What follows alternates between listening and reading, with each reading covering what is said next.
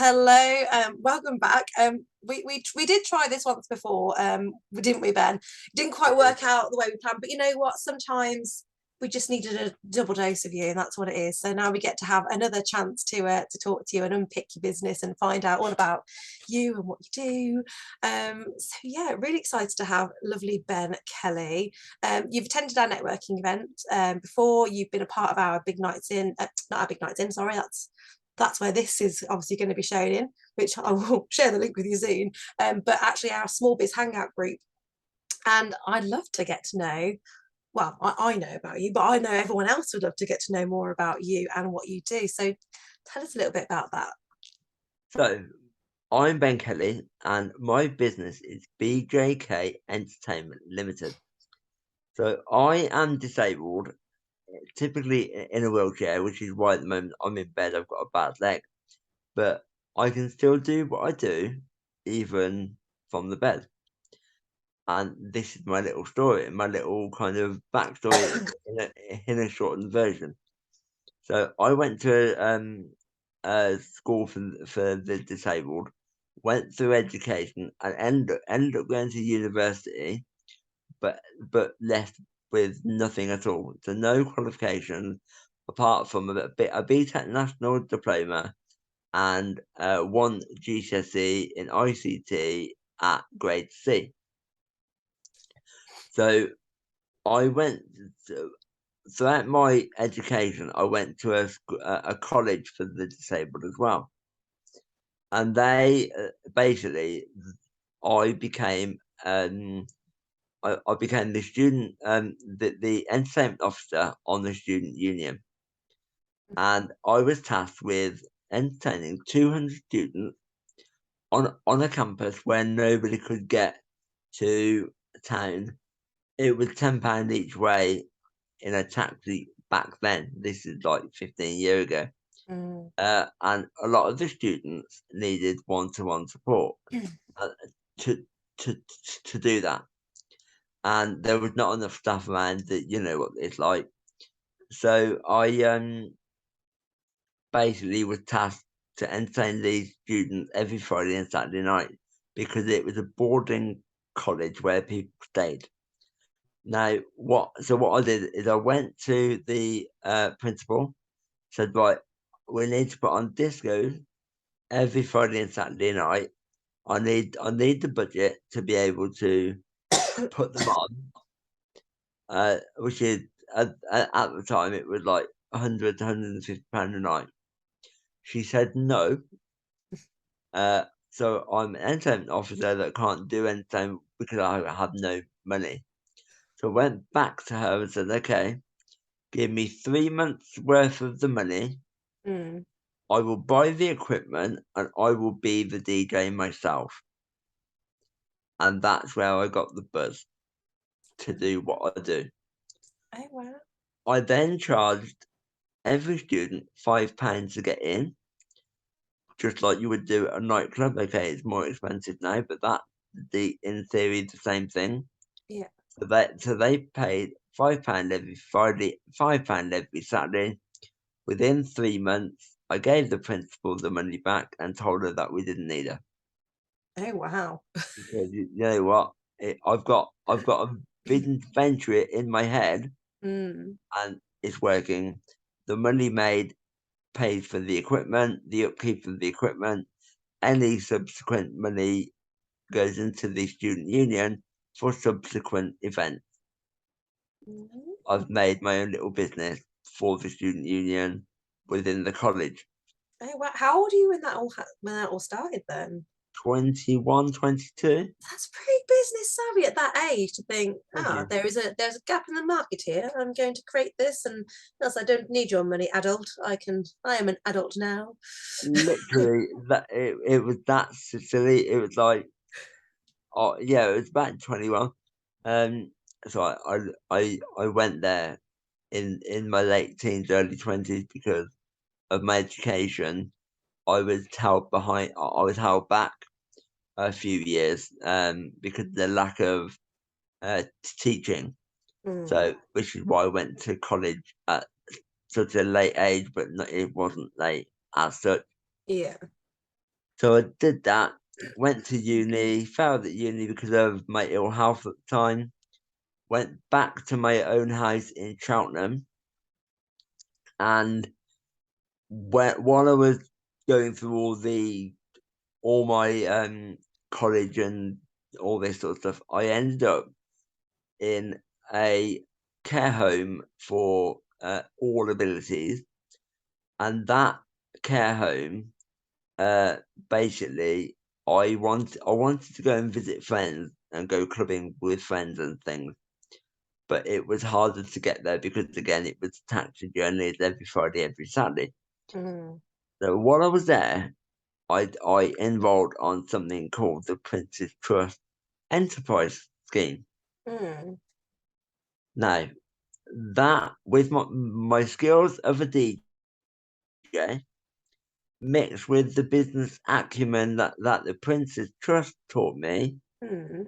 along with the Prince's Trust money that they gave you at the end of the course, is where I started is where I got, I got all the elements together.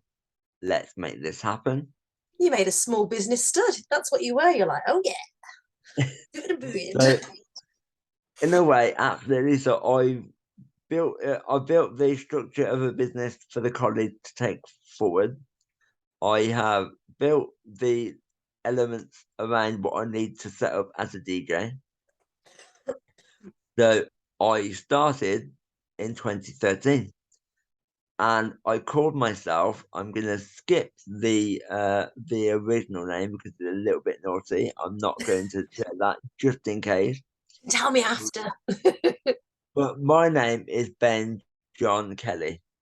That is my full name. So my name, the clean version, so the second name that I picked was BK the DJ. So I picked that up, ran with it, ended up doing that for I think it was 5 years or something. And then I did children parties to start with, ended up doing other events as people got to know me. Now, fast forward a bit, I I actually got brought in. I got questioned under oath because I'm on benefits, and all the benefits people could see was a bank balance that was over the threshold of what you're allowed to earn. Mm. That interview got shut down 10 minutes into the interview because I explained, yes, I have all this money coming in, but what about paying my driver? What about paying my insurances, my this, that, the other? And back then, I was paying myself £50 per disco, but all they seen was this big pot of money coming into my Mm. personal account. So that they case closed. Now, I did say to them at the end, all right, all you needed to do was make a phone call to me to ask me what was going on. Didn't Mm. do all this, but it is what it was. I mean, they'd want more people like you, surely, that are actually, you know, yes, you can have benefits. Yes, you can have the help and something. Thinking, actually, I want more than that. You know, I will do what I physically can do at the times where I physically can do it, because I know that, it's not always going to be straightforward. You'll have times where, like you said, when you were going through uni, that you had poor health, and that would impact your business and your income and stuff like that. So you've got that safety net, but you should also be kind of, encouraged to explore. And I think everybody should be, encouraged to explore different avenues of earning and making a living. 100%. So after I left the college for the disabled, I went to uni to try and become a computer programmer. Computer programming, literally, you need to be A special uh, kind of person. that as well, but you need to be logical. You need to know what all the codes mean and put A's and B's and Z's and Yeah. will make a color. Mm. I ditched that. I went to web design, but I had that chronic illness called cellulitis, which Ah, yes, I which had that. which, Mm. which rendered me on bed rest. Oh, bless you. While I'm at university. So this pandemic that we've just had, I can relate to all the kids, Mm, because when you're not taught face to face, it's blinking hard to do whatever you're tasked to do. mm, But eventually, I realised it's not for me. So I quit university, and the basically that is when I was like, right, okay, let's continue with the DJing properly. Now I um I did that because I realised that I also can't do a typical 9 to 5 job, mm. because I have nurses, I have carers, have no shame in saying that. Uh, Absolutely. There should be no so, shame. so I can't do a typical 9 to 5. I can't do a structured shift. So Mm. you know what? I'm going to build a business around me. Hence Absolutely. why I became self-employed. So fast forwarding to 2017, because of that being brought in under oath, Mm, I went limited. mm. Now, what limited means in real terms for me is it's a separate entity. So Yeah. all the money that you earn, that you earn, goes into a The business, and business. it's not attached to you. Yeah. So therefore, it was okay. I've still got benefits coming in, and I've still got I'm still running the business.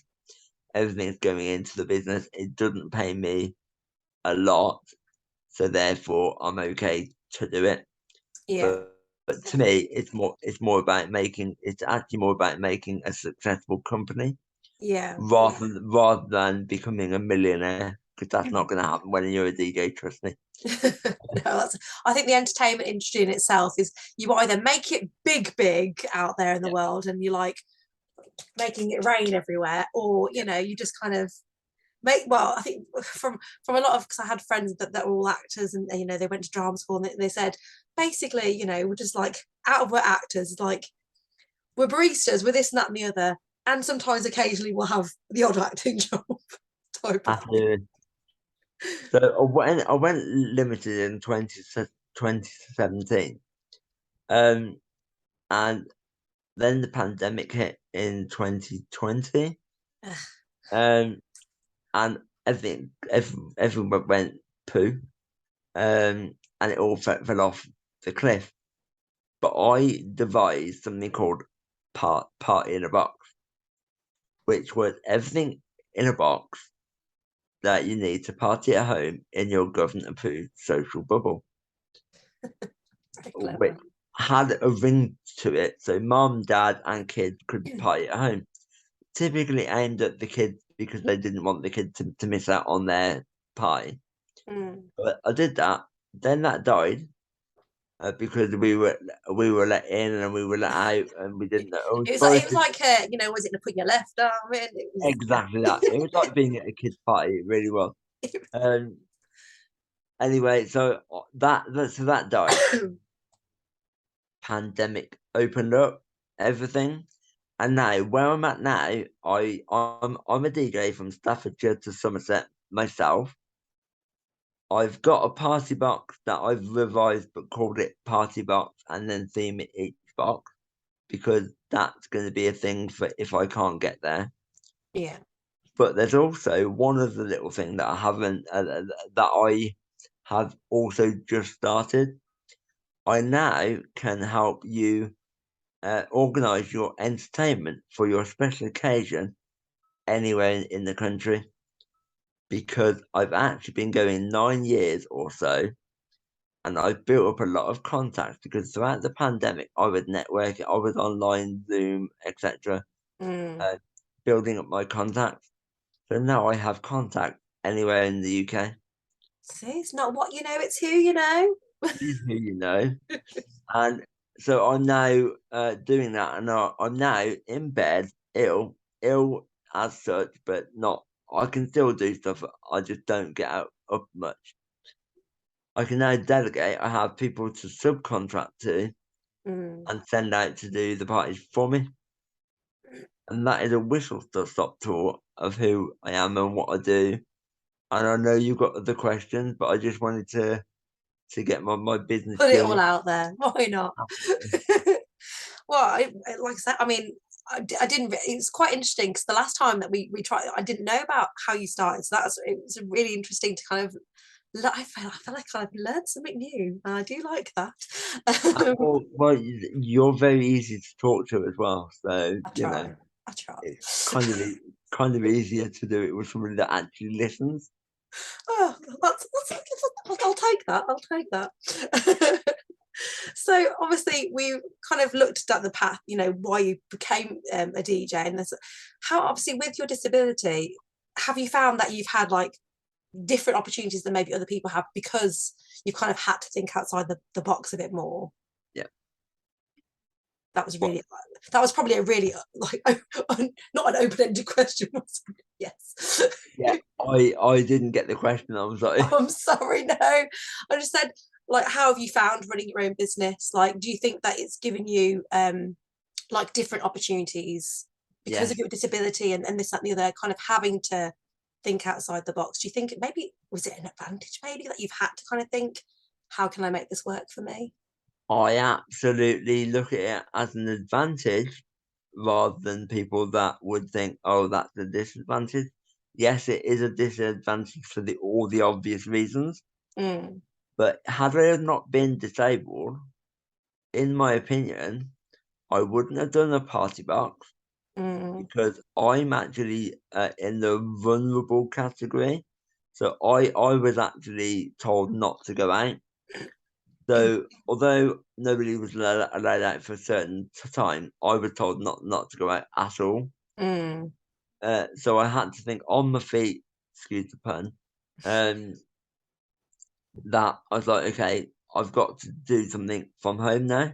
mm. Hence how the party box came out.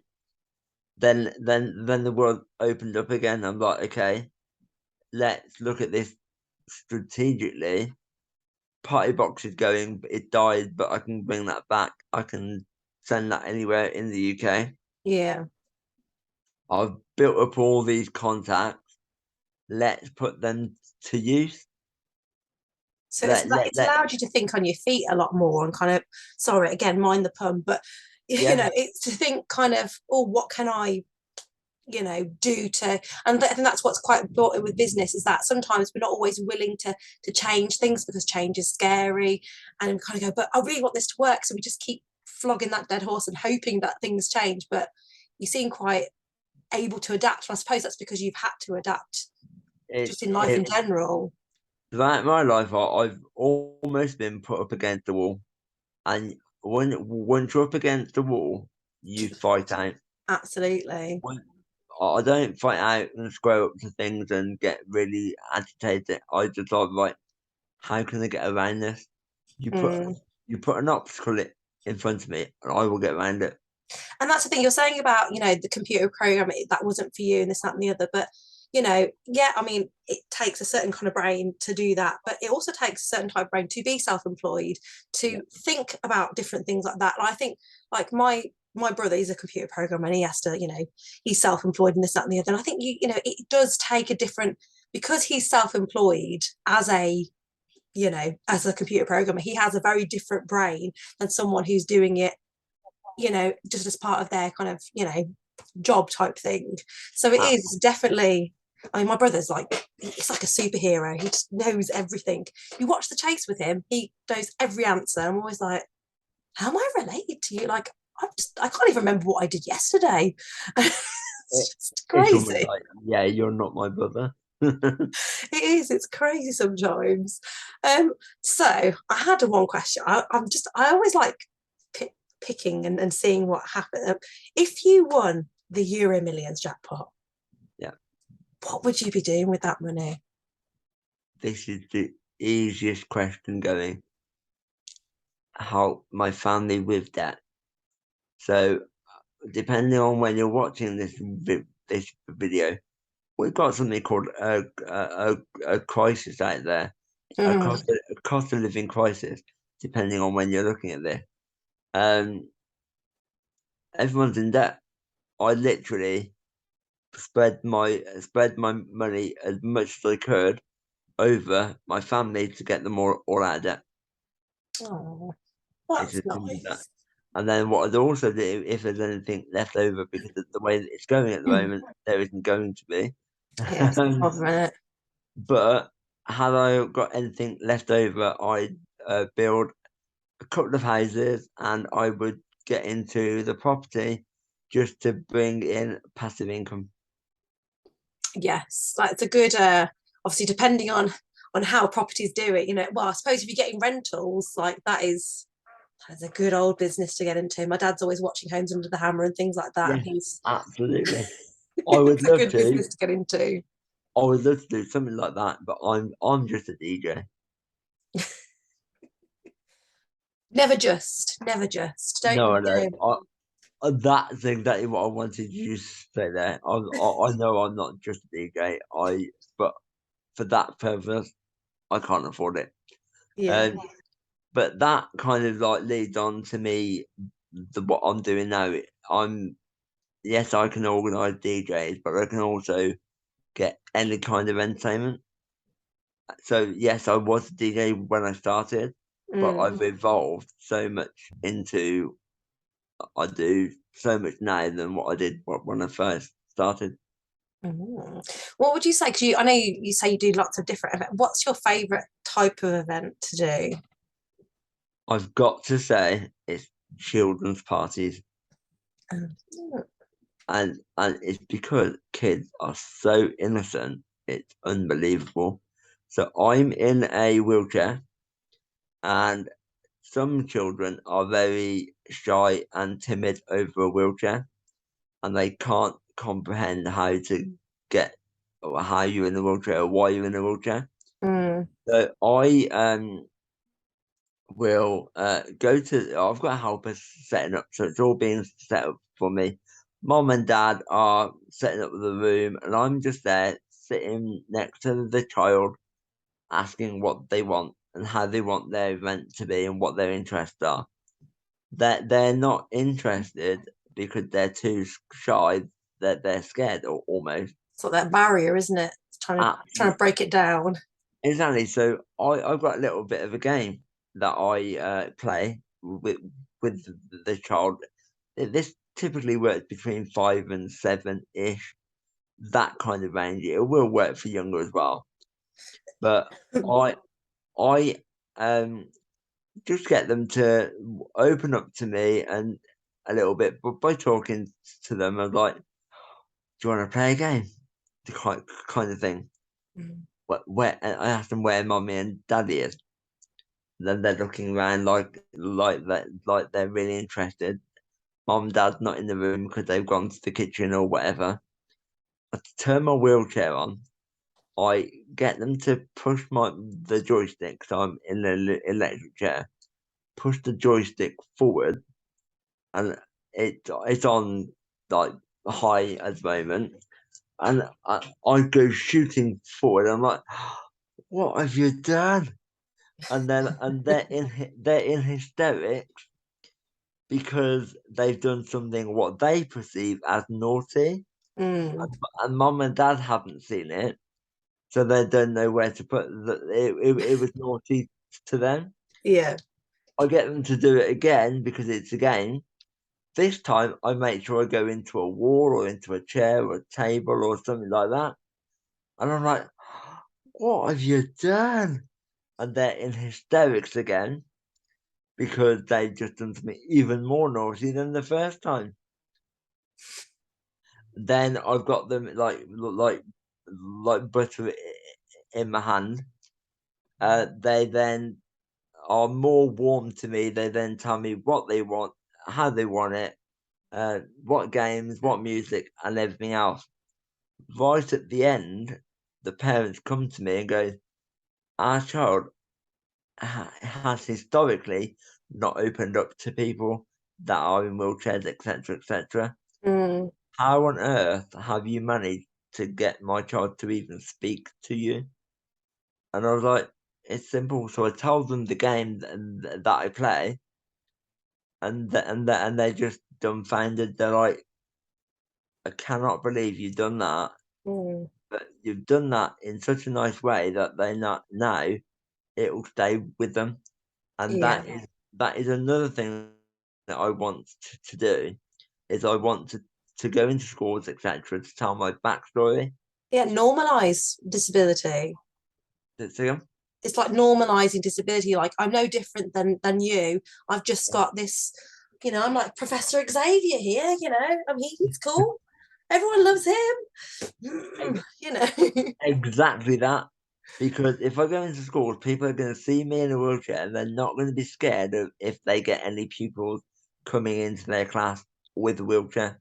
Mm, Because that is the one thing that I would hate for the person in a wheelchair as a child to feel excluded because nobody's wanting to talk mm. to them.